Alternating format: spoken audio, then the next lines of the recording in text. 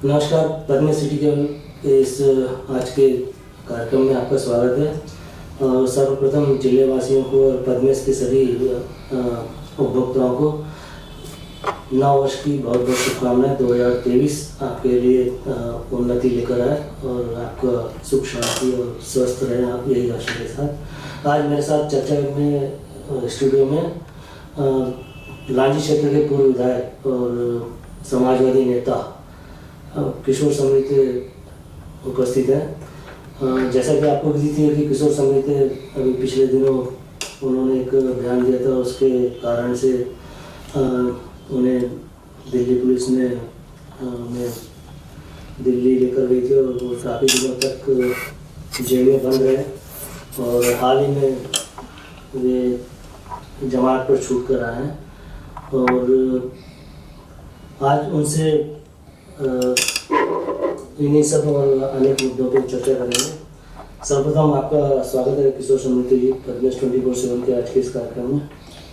धन्यवाद आपको, Padmesh TV channel को और सारे जिलेवासियों को नववर्ष की शुभकामनाएं। और इस वर्ष का नववर्ष जो है, जो कि संडे या सूर्य के दिन से शुरू हुआ है, तो मेरा मानना है कि पूरे देश में हमारे लिए अच्छा होना है। सब सूर्य की कृपा बनी रहेगी सब पे। आज आपसे चर्चा करने का सबसे पहला तो माध्यम ये है कि आप पिछले दिनों जेल की यात्रा करके आए हैं। हालांकि जेल यात्रा आपका कोई नया अनुभव नहीं है और आप एक ऐसे नेता रहे जिन्होंने मतलब सामाजिक मुद्दों को उठाते हुए कई बार जेल जाने का काम किया।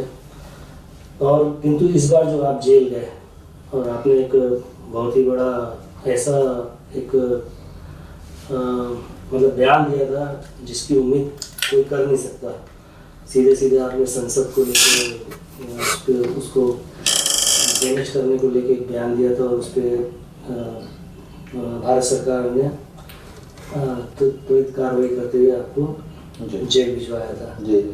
और जहाँ तक जो चर्चा थी, ऐसा लग रहा था कि आपकी जमानत मुश्किल हो जाएगी होना, क्योंकि काफ़ी सीरियस मैटर था। ऐसे मैटरों में जनरली हमने देखा है कि लोगों को सजाएं हुई है और जमानत पे दिया होना बहुत मुश्किल है। जी। फिर आपको जमानत कैसे होगी? देखिए, मूल बात यह है कि मैं इस क्षेत्र की जनता ने, मध्य प्रदेश में बालाघाट जिले से लांजी की जनता ने मुझे एमएलए बनाया है ना, और मैंने 70 सूत्री मांगों के साथ भारत के संसद भवन में ओम बिरला जो लोकसभा अध्यक्ष, उसको पत्र लिखा था। और मैंने जो बात कही थी सारी जानी थी। दूसरी बात, 275 साल के इतिहास में जब से ईस्ट इंडिया कंपनी थी, आपने देखा वो लाहौर बम असेंबली में, लाहौर असेंबली में भगत सिंह जी ने, जो हमारे शहीद आजम, उन्होंने जो बम विस्फोट किया था, उसमें उनका उद्देश्य किसी को मारना नहीं था, लेकिन उनको फांसी हुई चूँकि गवर्नमेंट लोकतंत्र के खिलाफ थी। हमारे आज़ाद भारत में बड़ौदा डायनामाइट केस, जॉर्ज फर्नांडिस हमारे बालाघाट में आए थे, रक्षा मंत्री थे भारत सरकार के, तो बड़ौदा डायनामाइट केस और उन्होंने भी संसद भवन को उड़ाने की बात की थी। तो उनका तो केस मोरारजी देसाई जब प्रधानमंत्री बने तो उनको विड्रॉ किया। अफजल गुरु जो था संसद भवन में अटल जी की सरकार पे, जो उन्होंने संसद भवन पे हमला हुआ था, आतंकी हमला, उसका मास्टरमाइंड था अफजल गुरु, फांसी हुई। हमारे मामले में 275 साल के इतिहास में पहला है कि मुझे बेल आउट किया। इसलिए बेल आउट किया कि मेरी जो सारी मांगे थी, मेरा उद्देश्य नुकसान पहुंचाना नहीं था, मेरा उद्देश्य क्षति पहुंचाना नहीं। दूसरा, मैं एक एमएलए था और सारा मैंने लिख दिया था कि जो मेरा जो पत्र है इसमें कहीं से भी इस बात का उल्लेख नहीं कि मैं कहीं आपको नुकसान पहुंचा। मेरा एक ही जनहित की मांगे, जैसे बालाघाट की मांगे थी, मध्य प्रदेश की थी, पूरे देश की, सेना की मांग थी, पुलिस की मांग थी, इस देश का सामाजिक सुधार, आर्थिक सुधार, जातिगत सुधार, बेरोजगारी की मांग थी, भुखमरी कुपोषण की मांग थी, और महंगाई की मांग थी। तो ये सारी मुद्दे जिसमें सरकार को लगा कि किशोर समृद्धि की मांग ठीक है, लेकिन अब सरकार ने उसमें कमेटी बिठाने की बात की है। अभी लड़ाई उसमें भी और होने वाली, क्योंकि अगर सरकार उसमें कमेटी बिठाएगी तो हम उसमें जाएंगे, PIL करेंगे। और जिस तरह का हम पे मुकदमा बनाया उसमें CBI, NIA, Delhi crime branch और IB, ये चारों एजेंसियां थी, जो चारों ने इंट्रोगेट किया।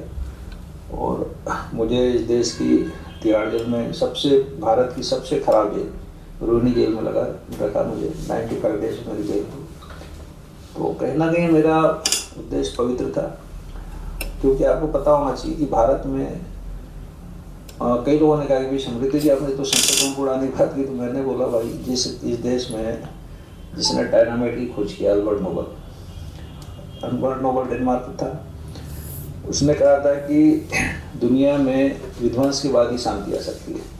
उसी अल्बर्ट नोबल के नाम पे नोबल का शांति पुरस्कार दिया जाता है। और उसका प्रमाण आपको बताता हूँ। भारत में 84 में 92 में बाबरी विध्वंस हुआ। बाबरी विध्वंस में सांप्रदायिक दंगे हुए भारत में, 20,000 से ज़्यादा हिंदू मुसलमान दंगे मारे गए। जिन दलों ने दंगे कराया वो दल इस देश में राज कर रहे हैं, प्रधानमंत्री बने उनके लोग और बड़े बड़े नेता बने। 84 में इंदिरा जी की हत्या के बाद कम से कम 7,000 सिखों को, सिख दंगों में मारा गया। वो लोग भी इस देश में राज कर रहे हैं।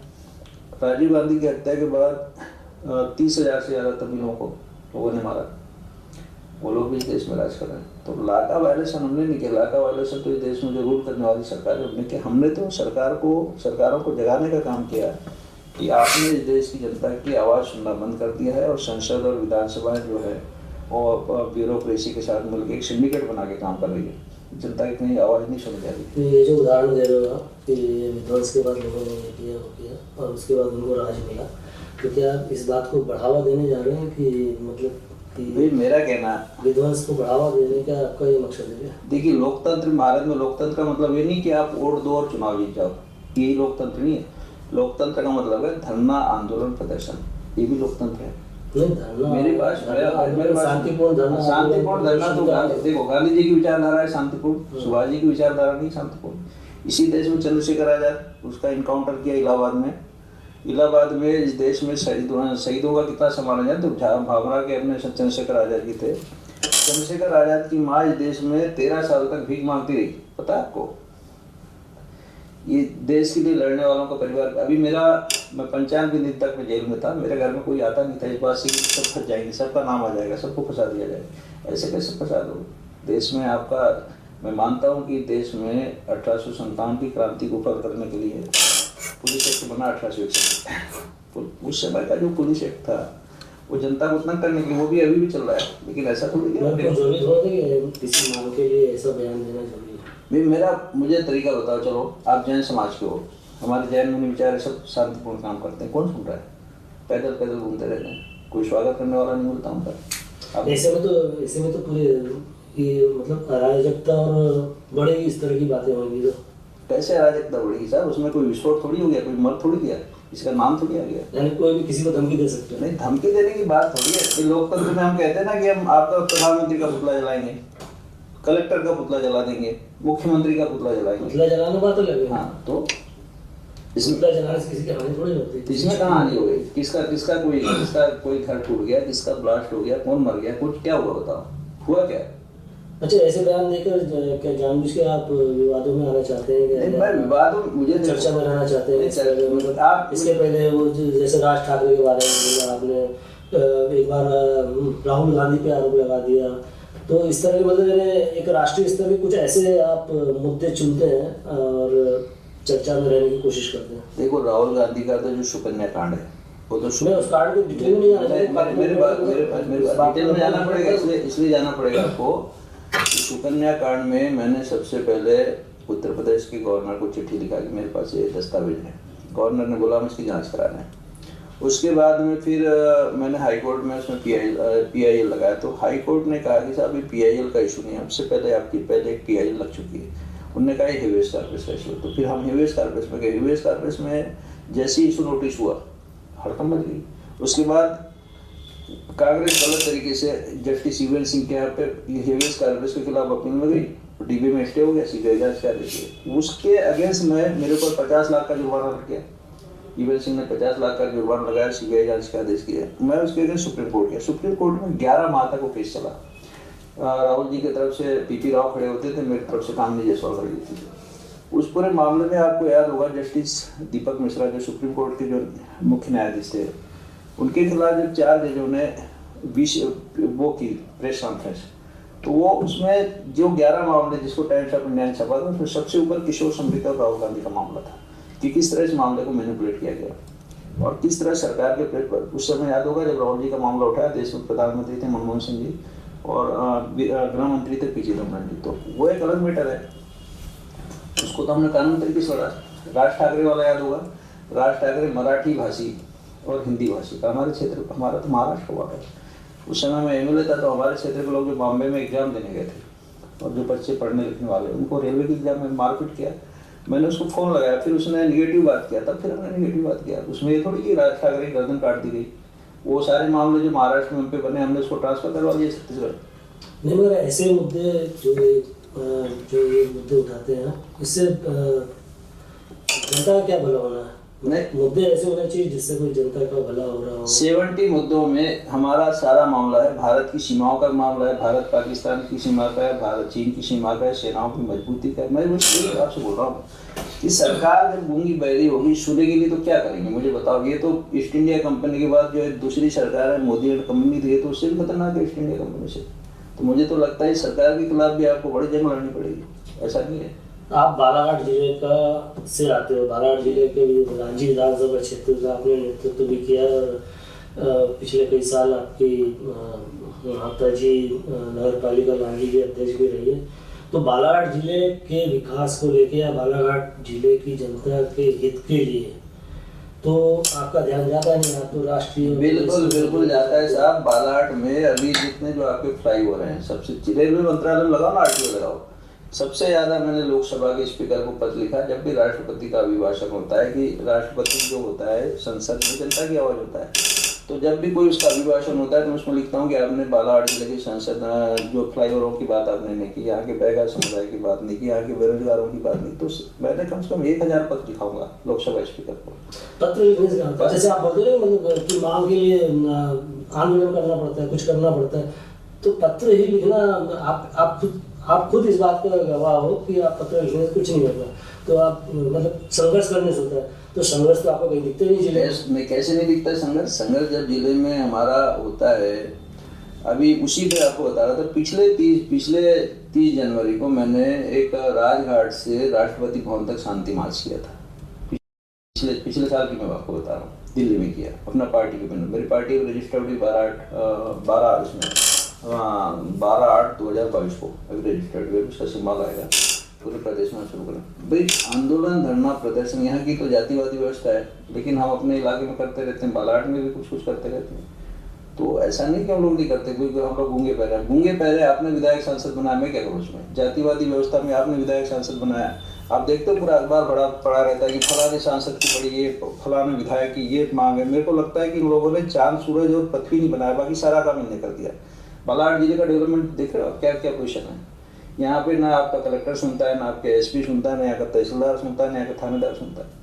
इतनी नादिरशाही, इतनी अराजकता है जिले में, उतनी तो कहीं नहीं है पूरे जिले में। तो कहीं आवाज उठाते हैं ना, हम ही तो उठाते हैं। कौन उठाते हैं? क्यों उठाते हैं? हर बार हम उठाते हैं। सड़कों पे आओ, लड़ो। हाँ बिल्कुल, आप लोग आओ, आप लोग बिल्कुल मदद करो, बिल्कुल लड़ेंगे। हम तो लड़ते हैं। अभी हमने देखा डबल मनी को लेकर, मैंने अभी कल परसों ही सवाल। अच्छा, डबल मनी का जो मैटर है, जो आपने लगाया था कि जमानत निरस्त की जाए, अब मतलब डबल मनी टारगेट है आपका? डबल मनी से नहीं टारगेट साहब, पूरे देश के 736 जिलों में 22 राज्य 9 केंद्र शासित प्रदेशों में सुप्रीम कोर्ट जो आरबीआई ने नॉन बैंकिंग ऑर्गेनाइजेशन खड़ा किया और हजारों चिटफंड कंपनियां जमा बनी इस देश में। और चिटफंड कंपनियों ने इस देश की कोई ऐसा राज्य नहीं जहाँ की जनताओं को नहीं लूटा। लानी क्षेत्र में, बालाघाट जिले में मैं समझता हूँ 5 से 7 लाख लोग, अपने लानी क्षेत्र की बात करें, और समीप के जिले मंडला, डिंडोरी, शिवनी, नरसिंहपुर तक, इधर पड़ोस का जिले में गोंदिया, बालाघाट, इनकी बात करें इधर गोंदिया, भंडारा, नागपुर तक, और इधर राजनांदगांव दूर तक, रायपुर तक। तो यहाँ तो मतलब इतना भयंकर लूट कि मैं समझता हूँ हमारे क्षेत्र में 3,500 करोड़ का तो मेरे पास है कि इतने लोगों का क्षेत्र में बात है, जिसमें गाँव में काम करने वाली महिलाएं, स्व सहायता समूह में काम करने वाले महिलाएं, बहुत सारे लोग हैं। तो सरकार कभी चिटफंड कंपनी की बात नहीं करती। आपने देखा यूपी में इलेक्शन हुआ, राम मंदिर की बात हुई, लेकिन सुब्रत राय की सहारा पे किसी ने कोई बात नहीं किया। तो मैं देखा लाली क्षेत्र में इतने दिन से चल रहा था डबल मनी का मामला, तो ये अब जब खुल गया, पुलिस का कार्रवाई हो गई, जेल चले गए, जमानत हो गई, इसके बाद उस मुद्दे को बोल रहे हो आप। एक बार जब चल रहा था उस समय क्या कर रहे थे आप? एसपी से पूछो ना, एसपी जिसने कार्रवाई की उससे पूछो था किसके पत्र पर कार्रवाई किया। एसपी से पूछो कि किसने बोला। मैंने हमेशा जिले के एक अल्पसंख्यक अधिकारी को पत्र लिखा था कि बालाघाट जिले के सारे बैंकों की स्थिति खराब है, यहाँ पे जो जमा पैसा है वो निकल के जा रहा है, सरकार की योजनाओं में पैसा जमा नहीं हो रहा है, आपकी जिम्मेदारी आपकी ड्यूटी है कि ये पैसा कहाँ जा रहा है इसको देखो। उस पर जाँच किया भाई। जिले में अल्पसंख्यक अधिकारी तो है ना कि बैंकों का पैसा कहाँ जा रहा है, लोग पैसा कहाँ जमा कर रहे हैं, किसकी ड्यूटी है। दूसरी बात, अगर आपने कार्रवाई की होती प्रशासन ने तो आपको याद होगा जिस समय अपन ने वो किडनी चोर का चलता था गांव में कि किडनी चोरी हो रही किडनी, तो गांव में बाहर से कोई मेहमान आता था लोग उसको घेर लेते थे, मारपीट करते थे।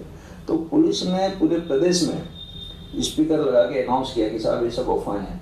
इस इलाके में जब पुलिस ने कार्रवाई करने की बात की तो अफवाहें इस पर क्यों नहीं किया कि गाँव में क्यों नहीं फैलाया, अपना स्पीकर क्यों लगा कि सब गलत हो रहा है गलत हो रहा है। मतलब इतने जो महीनों से सालों से चल रहा था, तो आपका कहना है कि प्रशासन को ऐसा तो है कि प्रशासन को मालूम नहीं पड़ा, प्रशासन ने संज्ञान में क्यों नहीं लिया? प्रशासन की देखिए, पहली बात कोई भी काम जो होता है, हम तो सिविलियन, आप पत्रकार हो, आप लिख दोगे हम लिख देंगे, कार्रवाई कौन करेगा? प्रशासन करेगा ना, वो तो उसकी ड्यूटी है, उसका काम है। अगर वो मुख्य दर्शक बनाए तो कहीं ना कहीं उसकी मिली भगत है। दूसरी बात को नहीं पता होगा कि लांजी, गिरनापुर इन थानों में पोस्टिंग के लिए टीआई पैसे देते थे। मजे की बात की जो पुलिस वाले जिनको उस अपराध को पकड़ना वो अपने पैसे लगा रहे थे, तो लोगों को लगा कि यार जब ये सब लोग अपना पैसा लगा रहे तो कहीं ना कहीं कोई लीगल बात होगी, लोग अफवाह में जा गए। दूसरा, हमसे बड़ी चूक ये हुई कि सब लोग हमको बताते थे कि ऐसा हो रहा है वैसा रहता है। मैं इसलिए साइलेंट था कि मैंने लोगों से बोला कि भैया इसको मत उठाना, गरीब लोग बर्बाद हो जाएंगे, तो मैंने बोला ठीक है भाई ठीक है, लेकिन मैं लोगों को समझाता था कि देखो आप ये गलत काम है, दुनिया में कहीं भी ऐसा कोई काम नहीं जिसमें आपको 6 महीने में या 3 महीने में पैसा डबल हो जाए। ये तो अमेरिका का डॉलर इतना महंगा है, यूए का अपना कतर का दिनार इतना महंगा, वहाँ तो ऑयल इकोनॉमी, वहाँ भी नहीं होता पैसा डबल, आप कैसे कर सकते हो? तो मैंने बोला ये मेरे दुनिया में भारत में मनी लॉन्ड्रिंग का ढेर सारा इस तरह का मैटर है कि लास्ट में कंपनियां भागती है, आप भी डूबोगे मरोगे। लेकिन लोगों को समझ नहीं आया, लोग वहाँ पे जाती हुई व्यवस्था में फंसे हुए, लोगों को लगा कि ये यहाँ के जो लोकल नेता है वो कुछ नहीं कर रहे हैं। हमको तो चूँकि 2007 से लोगों ने नकार दिया भाई, 11 महीने की विधायक लोगों को बर्दाश्त नहीं हुई, लांजी नगर पालिका में हमारी माँ को लोगों ने नकार दिया। तो हम तो समाज में हमारी स्वीकार्यता कम है कांग्रेस और बीजेपी के मुकाबले, फिर भी जो हमसे होता है हम करने का काम करते हैं, लोगों को जगाने का काम करते हैं, हम उसको स्वीकार करते हैं, ऐसा कुछ नहीं। अभी बेल कैंसिलेशन पे इसलिए मैंने लगाया कि वहाँ पे युद्ध जैसे हालात है, युद्ध जैसे हालात इसलिए कि कई लोग सुसाइड कर रहे हैं, कई लोग हत्या कर रहे हैं। तो जब जिनका पैसा लगाया, अगर वो एजेंटों को मार देंगे तो पैसा भी गया, ऊपर से 302 में जेल में भी जाएंगे, तो पैसा भी गया, आदमी का करियर भी खत्म हो जाएगा। तो इस बात से बचाने के लिए मैंने लोगों को अभी जनसभा किया, अभी किरनापुर में मैं जनसभा करूंगा, बालाघाट भी करूंगा। ये इसके माध्यम से मुझे अपना राजनीतिक रोटी नहीं सेकना है, लेकिन सवाल ये उठता है कि जो प्रशासन के माध्यम, प्रशासन के निकम्मेपन से जो लोग लूटे हैं, बर्बाद हुए हैं, अब उनकी तो संपत्ति की आप कर नहीं रहे हो, ना संपत्ति जब्त कर रहे हो ना कोई कार्रवाई करो। दूसरी बात, पुलिस ने जो छापेमारी की उसमें बड़ी मजे की बात आपको बता रहा हूँ।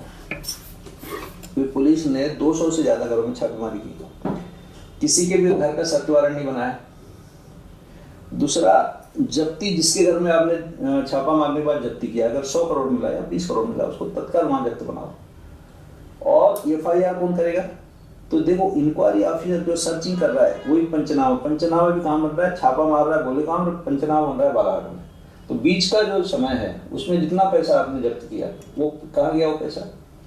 दूसरा, आईओ जो होता है, आईओ जो एफआईआर करने वाला होता है वो पब्लिक आदमी होता है। इसमें आपका आरोप ये है कि मतलब जो जब्ती बनी, हाँ बिल्कुल कम बनी है, वो कम बनी है, मतलब पैसा ज्यादा बरामद हुआ, पैसा ज्यादा बीच का पैसा कहाँ गया? बीच का पैसा कहाँ गया? वो पैसा तो पब्लिक का है ना, वो पब्लिक, वो इनके पास भी था। तो आप उनके घर में बतौर इंक्वायरी ऑफिसर के आपका रोल क्या है?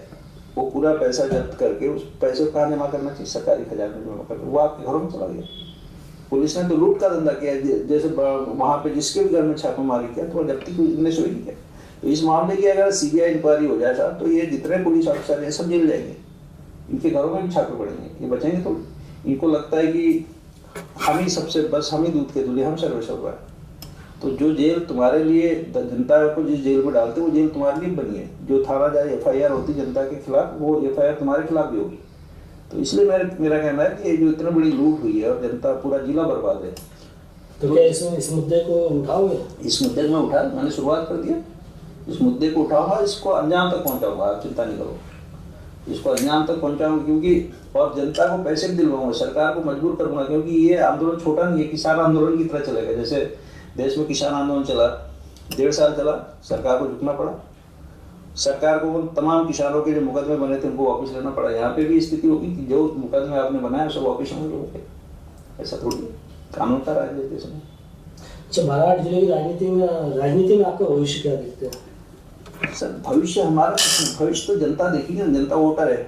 जनता को अगर लगेगा किशोर संगीत ठीक है तो वोट करेगी, नहीं करेगी नकार देगी। ये इतना ही राजनीति में कुछ होता नहीं, राजनीति में उससे ज़्यादा कुछ नहीं। राजनीति में आपको जनता को पार्टी, यहाँ का तो 2 पार्टी सिस्टम हो गया, जातिगत सिस्टम हो गया, लेकिन जिस दिन जनता लड़ने वाले लोगों को स्वीकार करेगी उस दिन हमारा भविष्य है। लेकिन यहाँ पे तो मैं देखा, आज तक का इतिहास आपने पढ़ा होगा, मैं फिर बार बार समझाता हूँ कि बड़ा आसान है लोगों की मीठी मीठी बातें करना, चापलूसी करना, लेकिन सबसे मुश्किल काम है लोगों के हक अधिकार दिलाना। दूसरा बात यह है कि कायरों की फौज ने आज तक कोई किला नहीं जीता, इतिहास में गवाया अपने, कायरों की फौज ने आज तक कोई किला नहीं जीता, जो भी इतिहासकार है। लेकिन इस जिले में कायरों की फौज नेतृत्व कर रही, लीड कर रही, तो इलाका कितना पीछे है, 19-20 लाख का जिला है अपना। फिर मैं बताता हूँ कि हमारा जिला गोवा राज्य से बड़ा है, 9,200 किलोमीटर का अपना जिला। गोवा 5200 का है, सिक्किम 7300 का, उससे भी बड़ा है। और हमसे थोड़ा सा बड़ा कतर ने फीफा करा लिया, दुनिया में बड़ी इकानमी उसकी। और हमारी क्या इकानमी है, हम नक्सलवाद से गुजरे हैं, हमारे यहाँ पे पूरा पलायन है। यहाँ से लोग बसों में भर भर के, आप याद होगा ट्राइब्स को पलायन करवाना भी अपराध है, मालूम है? जिन बसों में ट्राइब्स जा रहा है यहाँ से हैदराबाद, वो सारी बसें जब्त होना चाहिए, उनके ऊपर वो क्या बोलते हैं मानव तस्करी का मामला बनना चाहिए, क्योंकि आदिवासियों की मानव तस्करी आप नहीं करा सकते, उन्हें मजबूर करके मजदूर नहीं बना सकते। ये भी बड़ा मैटर, तो ये पूरे जिले में चल रहा है, किसका ध्यान नहीं सब चीज़ों में। तो मैं देखते रहता हूँ का बयान, कभी आगे नेताओं को कहीं किसी की शादी में नाच रहे हैं, किसी को जो काम उनको करना चाहिए कर नहीं पाते, ये बड़ी बात है। बालाघाट की राजनीति जो है जातिवाद पे है, उस पर क्या कहना है? इस बालाघाट की राजनीति में देखो, यहाँ पे बड़ी जबरदस्त चीज बता रहा हूँ। यहाँ पे सांसद इतना बड़ा पद होता है, जो दिल्ली की संसद में आवाज करेगा तो पूरा क्षेत्र का बदलाव होगा। यहाँ का एक भी सांसद नहीं बताओ जिसने संसद में अपनी अच्छी भूमिका निभाया, एक भी एमपी का नाम बताओ। जब से संसद बना है तो बीच में कंकर मंजारी जी, उनका भी कार्यकाल कम रहा, जो थोड़ा तेज तर्रार थे। सबसे अच्छा काम अगर मैं समझता हूँ तो कांग्रेस के एमपी हमारे होते थे नंदकिशोर शर्मा जी, उनका काम कार्यकाल अगर अपन निकालेंगे तो बेहतर कार्यकाल था उनका, क्योंकि उन्हें यहाँ पे दूरदर्शन और बहुत सारी चीज़ें, नंदकिशोर शर्मा जी ठीक ठाक थे, लेकिन उनको भी लोगों ने बोला कि हमारे बीच में आता नहीं। प्रहलाद पटेल भी काफ़ी कुछ हद तक ठीक था, लेकिन बात के तो कोई एमपी कुछ है नहीं, पार्लियामेंट में किसी की आवाज़ नहीं आती, कोई सुनाई नहीं देती। तो जो इतनी बड़ी जिम्मेदारी, अच्छा जनता का भी इंटरेस्ट नहीं सांसद चुनने में, जनता भी मतलब सांसद चुनाव में बिल्कुल इंटरेस्ट नहीं लेती। सबसे ज़्यादा इंटरेस्ट यहाँ सरपंच चुनाव में लेती है, विधायक के चुनाव में थोड़ा बहुत लेती है, लेकिन सांसद चुनाव में बिल्कुल नहीं लेती। तो ये राजनीतिक जागरूकता की कमी की वजह से होता है। इसी में क्या होता है, जातिवाद उसका फायदा उठा लेता है, पैसे वाले फायदा। तो जातिवाद की राजनीति तो आप ही करने लगे हो, क्योंकि बीच में आपने साहू समाज की राजनीति करना चालू किया। देखिए साहब, मेरा तो साहू समाज का नहीं, साहू समाज के लोगों ने मुझे बुलाया तो मैंने सिर्फ साहू समाज पे बोला कि देश में इंदिरा जी ने शुरू किया था जातिगत राजनीति, इंदिरा जी की शुरुआत है देश में। तो मैंने कहा कि साहू, जब सारे लोग जातिगत जनगणना की बात कर रहे हैं, अपने अपने समाज की बात कर रहे हैं, तो मैंने सिर्फ इतना कहा कि साहू समाज इस मध्य प्रदेश में 14% है, तो कुछ विधायकों की संख्या, उनकी संख्या भी ज़्यादा होना चाहिए और सारे राजनीतिक दल इनको महत्व देना। इतना मैंने बोला, ये नहीं बोला कि साहू समाज का बिल्कुल ये होना चाहिए कि सारे राजनीतिक दल जो है जातिगत राजनीति करते हैं, तो साहू समाज को भी पूछें, उनका भी सम्मान करें, इससे ज़्यादा कोई बात नहीं। अच्छा, जो अभी राजनीतिक दल बनाया आपने, क्या नाम है उसका? संयुक्त क्रांति पार्टी। संयुक्त क्रांति पार्टी, तो उसका लेके मध्य प्रदेश में क्या आपकी भूमिका है? देखो, मैंने पार्टी का नाम मांगा था संपूर्ण क्रांति पार्टी। जयप्रकाश जी का एक आंदोलन था, संपूर्ण क्रांति अभियान इंदिरा जी के खिलाफ, और CR 12 के रहने वाले बिहार के जयप्रकाश जी, तो मैंने उनके नाम पे संपूर्ण क्रांति मांगा। चुनाव आयोग लगा कुछ बड़ा करने वाला है, इसका काम कुछ नहीं तो बड़ा कैसे कर लोगे आप अपनी पार्टी बनाएंगे? आपका तो जिले में ही मतलब जब नींव आपकी कमजोर है तो कहाँ से आप महल खड़ा कर लोगे? सर देखो, किंतु परंतु अब तुम्हें एक बात बताऊं, जब चाणक्य ने चंद्रगुप्त को तैयार किया और बोला कि अब मैं तुम्हें पूरी तरह ट्रेनिंग दे दिया हूँ और अब अपने सेना बनाओ, तो 1 साल तक चंद्रगुप्त घूमता रहा। उसके बाद चाणक्य के पास लौटा तो चाणक्य ने पूछा कि चंद्रगुप्त 1 साल से तुम सेना बनाने घूम रहे थे, क्या हुआ? तो चाणक्य चंद्रगुप्त ने कहा कि सर मैं लोगों के बीच गया तो लोगों ने कहा कि हम आपसे क्यों जुड़े, ई फॉर बट लगाया, किंतु परंतु की लगाया। तो चंद्रगुप्त को कहा कि जो ई फॉर बट करते हैं, हम फिर से जाओ, तुम्हें 1 साल का समय देता हूँ, फिर से जाओ, जो ई फॉर बट करते हैं उनको किनारे लगाओ और जो आपके साथ आना चाहते हैं उनको लेके आओ। तो अपने आप 1 साल बाद चंद्रगुप्त ने बड़ी फौज बनाई। दूसरा एक गाना आपने सुना होगा फिल्मी दुनिया में, तुम बेसहारा हो तो किसी का सहारा हो, तुमको अपने आप ही सहारा मिल जाएगा। तो ऐसा कुछ नहीं है, दुनिया में बदलाव करना, परिवर्तन करना, उसकी शुरुआत छोटे से होती कभी। अच्छा, जेल का अनुभव कैसा रहा आपका? जेल का जो अनुभव है, तिहाड़ जेल में, मैं जेल नंबर दिल्ली की तिहाड़ जेल में था, मैं रोहिणी में। तो उसमें कुल 16 जेल है, तो 10 नंबर जो है खारे पानी की जेल है, सबसे थर्ड क्लास जेल। ये समझ लो कि धरती का नर्क वो रोहिणी है। 3400 कैदी हैं वहाँ पे, जिसमें 1400 लोगों को ब्लेड पड़ी हुई है, चेहरे पे ब्लेड है। तो वहाँ पे 2-4 लीटर खून बहते रहता है। दूसरा, मानव अधिकारों का सर्वाधिक हनन उसी जेल में है। उसी जेल में तमिलनाडु पुलिस है जो सिक्योरिटी की बात करती है, लोगों की चड्डी बनियान सब उतार देती है सुरक्षा के नाम पर। लेकिन उसी जेल में अफीम, गांजा, चरस भरपूर है। 200 से ज़्यादा फ़ोन चल रहे हैं, 25 से ज़्यादा तो पिस्टल मैंने जब्त करवाया। उसी जेल में सुकेश चंद्रशेखर जो है, जयललिता का भतीजा, उसी जेल में था और CBI ने वहाँ छापा मार के उसके खिलाफ भी कार्रवाई की। और सत्येंद्र जैन भी है वहाँ जेल नंबर 7 में। सत्येंद्र जैन का भी है कि उसके सारे PC, सारे टेलीफोन इलीगल होते हैं। जब उसका अंगूठे में पैसा नहीं था, उसका पैसा नहीं बना था, तब उसको तिहाड़ जेल की कैंटीन से 50-50 हज़ार की पार्टियाँ चलती थी। जेल नंबर 4 में वहाँ पे एक राजकुमार करके सुप्रिटेंडेंट है, उसमें रिपीटर जो होते हैं, रिपीटर को सबको रोहिणी जेल में जाता है, लेकिन उसने एक इंडस बिल्डर और अर्थ बिल्डर वही रोक के रखा। तो ये बहुत सी चीज़ों पे मैंने, महिलाओं की 6 नंबर जेल में इतनी ख़राब पोजीशन है कि वो कोर्ट डेट से वापस लौटती है तो उनके प्राइवेट पार्ट सब चेक किए जाते हैं। तो ये तो अमानवीय हरकत है। तो उस पर मैंने बोला हूँ कुछ फिल्म निर्माताओं को कि इस पर एक फिल्म बनाओ, आर्टिकल 21 इन तिहाड़। मैं बोला बड़ी सुपरहिट होगी फिल्म, बहुत ही, मतलब समझता हूँ जितना नाम है तिहाड़ जेल का, इससे सबसे खराब जेल तिहाड़ जेल, आपको बता रहा हूँ, भारत की जेलों में। तो आपको भी कुछ वहाँ पे प्रताड़ना हुई? नहीं, मुझे क्या, मैं तो लड़ने वाला आदमी हूँ। तो सुबह शुरू से हमारा प्रताड़ना वाला दौर तो शुरू से होता है, लेकिन हम लोग खुद कर लेते हैं पूरी सिस्टम को। दूसरा, हमारा स्पेशल प्रोटेक्शन था, क्योंकि हमारा जो केस है भारत में सबसे बड़ा केस था, 10,000 मर्डर केस के बराबर का एक केस था हमारा। तो हमारा स्पेशल प्रोटेक्शन था, रहन सहन, खान पान। लेकिन फिर भी जेल तो जेल होती है, तो काफ़ी लड़ना पड़ता है जेल में एक एक चीज़ों के लिए। हमारा गैंगस्टरों से बड़ी थ्रेट थी वहाँ पे जेल में। लॉरेंस विश्नोई से हमको थ्रेट थी, काला जठेरी से थ्रेट थी। तो फिर कुछ अपराधियों से परिचय हुआ होगा? नहीं, वहाँ दिल्ली जो है, दिल्ली में गैंगस्टरों का एक पैरेलल गवर्नमेंट है। वहाँ पे देखो, मैं बता रहा हूँ, रोहित सुनिए बता रहा हूँ, अच्छे गैंगस्टरों से आपका परिचय हो गया? मेरी बात तो सुन लो, मैं बता रहा हूँ। लॉरेंस विश्नोई गैंग है, काला जठेरी गैंग है, टिल्लू ताजपुरिया है, और रोहित चौधरी है, गोगी गैंग है। तो ये एक एक गैंग में 250, 300 जो उनके शूटर होते हैं वो होते हैं। और दिल्ली में इनका, जैसे हमारे यहाँ नक्सलवाद है, वैसे दिल्ली में तो पैरेलल गवर्नमेंट है। तो मेरी चिट्ठी भी तो अभी CBI ने और गृह मंत्रालय ने जांच किया, मैंने तो लिखा, क्योंकि मतलब 4 लोगों को थ्रेट दिया था लॉरेंस विश्नोई। इसमें एक मैं था, लेकिन 3 लोगों का नाम नहीं बताऊंगा, वो देश के बड़े लोग थे। तो आपको आइडिया थ्रेट देगा? इसलिए कि उसका हमारा बिल्कुल नहीं पड़ता था ना। अरे आपका उसका क्या मामला? आप नहीं जानते ना, आप पत्रकार हो, आपको नहीं पता जेल में स्थिति। तो बता दो ना। जेल में वर्ग संघर्ष होता है, सत्ता की लड़ाई होती है। अगर बड़ा आदमी आता है तो सब मिलकर उसको चढ़ाना, दबाना चाहते हैं। वो यहाँ बालाघाट जेल में भी होता है, जो वो तो छोटा है, वहाँ बहुत बड़ा होता है। किशोर संगीत का नाम पूरे देश में है, तो उसको बोला कि इसको रखो किशोर संगीत। वो ये वो बहुत सी बात अंडरस्टूड है।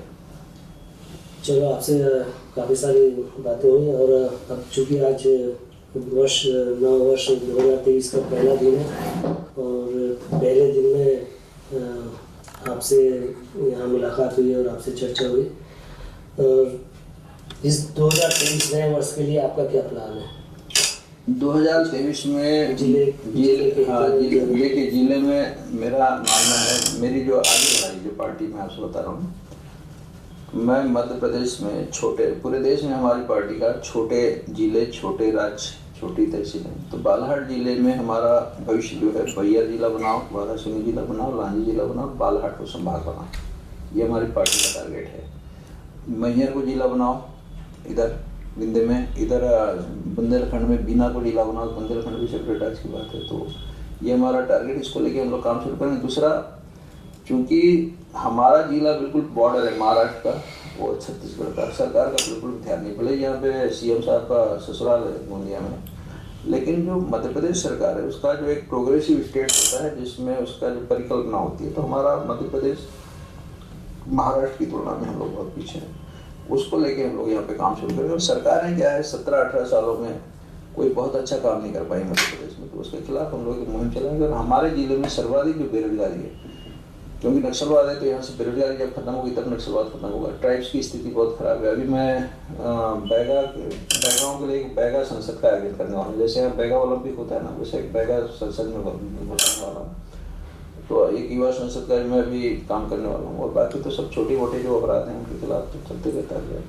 तो मेरा कहना है कि हमारा जिला सबसे ऊपर होना चाहिए, सबसे बेहतर उसकी तरक्की होना चाहिए, महिलाओं के सम्मान की बात होना चाहिए, एजुकेशन बेहतर होना चाहिए, हेल्थ पे बेहतर होना चाहिए, तो इस सब दिशा में। और हमारे यहाँ का व्यापार भी, क्योंकि व्यापारी जो होता है, इकोनॉमी होती है हमारे यहाँ की बैकबोन होती है, तो व्यापार भी हमारे यहाँ बहुत पीछे, हम लोग बहुत पीछे हैं, तो इन सब चीज़ों को बेहतर तरीके से करना है। नव वर्ष की आपको बहुत बहुत शुभकामनाएं। नया वर्ष आपके लिए राजनीति में कुछ फल लेकर आए, जी। इसी शुभकामनाओं के साथ, और आम जनता को भी बहुत बहुत नए वर्ष की शुभकामनाएं।